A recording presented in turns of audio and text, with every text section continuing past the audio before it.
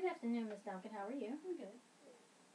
I'm Erica Hernandez, Okay. and I see that you signed your release form for release of information and release of treatment. Is that correct? Yes. Okay, our interview is confidential, but it's just not only confidential between me and you, it's also confidential between the agency.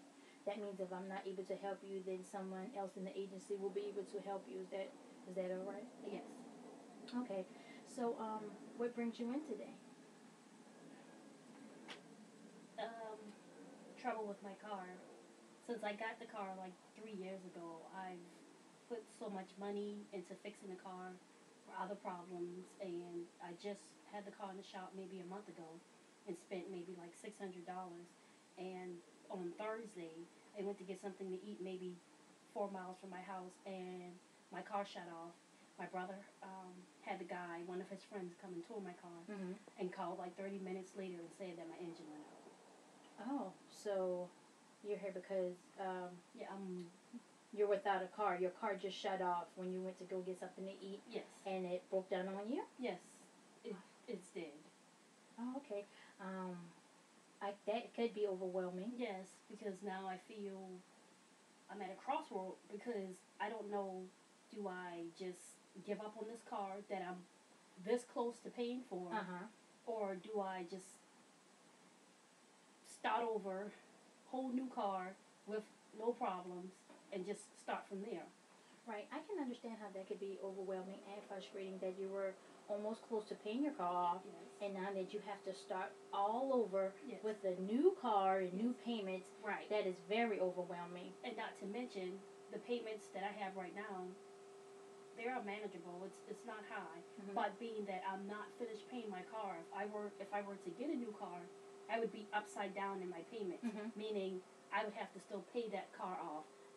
The balance on my old car would be added to the new car, which will make my payments very high from where it's at right now. So it's just like, and of course, I need a car, so I'm just right. So I can understand that you need a car and you don't want to be upside down in your payments. And you say they're going to add your previous balance to a new balance, and then it's going to make your car no higher. Yes. And then what you already had was very manageable for you. Yes. How does that make you feel? I'm very frustrated, and my family, they're very supportive, but at the same time, they're like, well, it's just a car, but it's like, it's not just a car because it's money. Right. Money that, I make a okay amount, but not to spend my whole check on trying to pay for a car.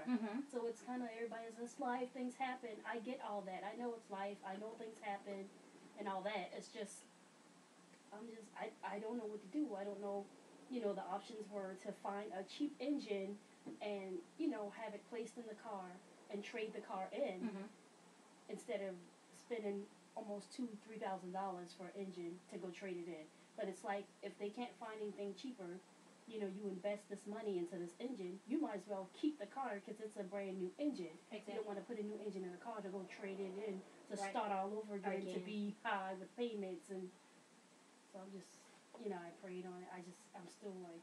Right, so what you're saying is the money you want to invest, you're looking around to see what kind of cheaper engine you can get. Yes. Versus versus buying a brand new engine to put in it, and then there won't be no need to trade it in because if you buy a brand new engine, you might as well keep the car. Exactly. Yeah. Okay. So, but it's like, would I be okay if I got the engine and be secure enough to know, okay, once I get this engine, everything's going to be okay, other than minor wear and tear with tires and, things like that? Or what if something else big, major goes wrong with this car? So it's like, do you just give up on this car because you've had problems since you got this car 3 years ago? Now the engine's going out. Now you got to replace the engine, and, you still have like a year and a half left on this car. Plus, of course, once you pay the car, it's not like you want to get rid of it. Of course, once you pay for it, you want to keep your car. Is this car going to make it? Do I cut my losses now and just go ahead and start fresh and just, accept it that, okay, it happened, it's life, get a brand new car and just go from there knowing that it'll be reliable? Right. So you're in the middle of what should you do with the car? Get an engine and put in it and trade the car in, or get an engine and put in it and keep the car with other problems occurring later if you don't trade it in. Yeah.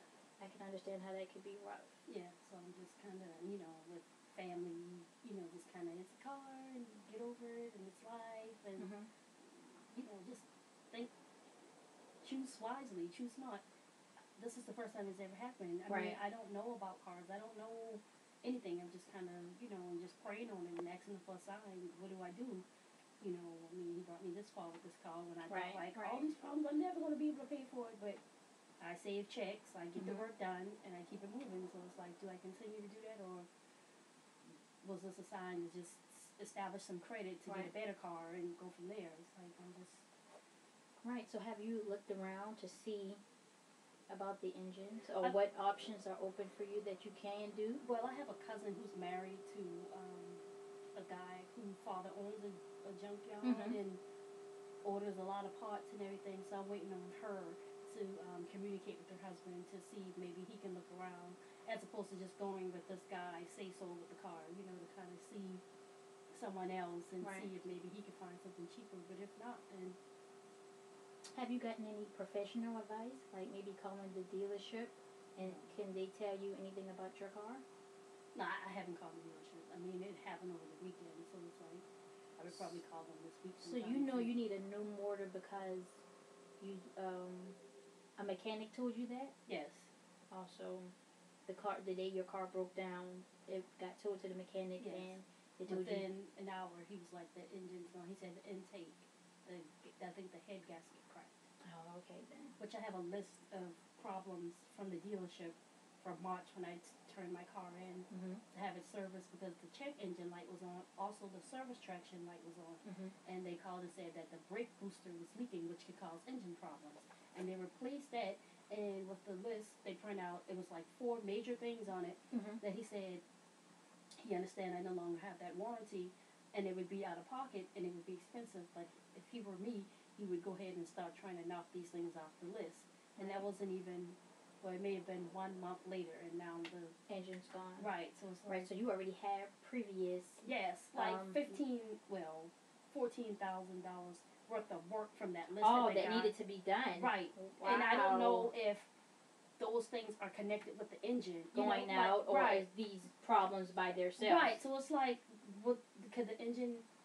With these problems, could that have affected the engine in a short period of time? Or does these problems don't even have anything to do with the engine? It's like, I'm like, oh, I want to find out, like, if I get an engine, would half of these problems go away? Well, that's a good idea. Yeah, so I have to ask that, But I think that would be awesome. That would be great to go ahead and kind of research and see if what's the option of you getting a new motor, would all those problems go away? Or if you get a new motor, will all those problems stay? Yeah. So this is I can see how you can be overwhelming and kind of frustrated about what to do with your car, because you need transportation. Yes, my sister, my brother, and my girlfriend all work different hours, so it's kind of, I'm going to be inconveniencing people and needing rides, and everybody got their own vehicle. Everybody always going their separate ways, and now it's like I got to get someone to get up 2 hours early to take me to work, and I understand. I'm just like, and that could be frustrating,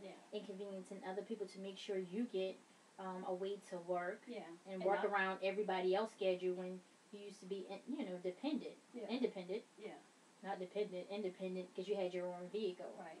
Yeah. So I can understand that. That's frustrating. Yeah, I just want an outing of, like, just want to go out, clear my mind or something. And that but I don't have a vehicle, so I'm stuck in the house.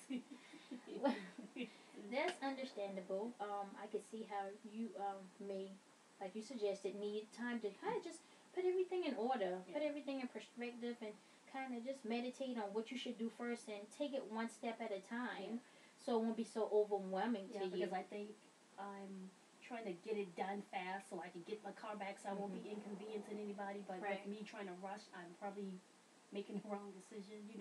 Go ahead, order the engine. As soon as he put the engine in, I'll go trade the car. And now everyone's like, you're going to invest that money to put an engine in and trade it in? So now I'm like, hey.